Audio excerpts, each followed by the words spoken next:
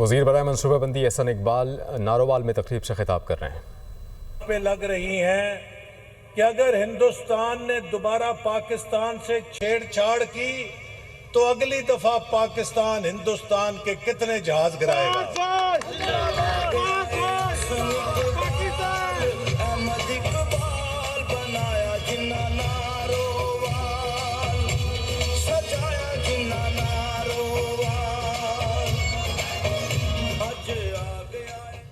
आज अल्हम्दुलिल्लाह पूरी दुनिया पाकिस्तान की फतह के गुण गा रही है।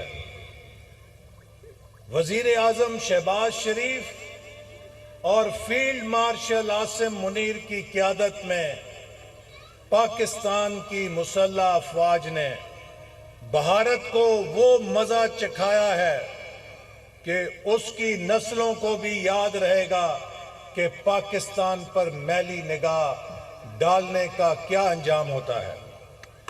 एक वो वक्त था 2019 में कि जब भारत ने पाकिस्तान पर हमला किया तो वो बुज़दिल वजीर आजम असेंबली में खड़े होकर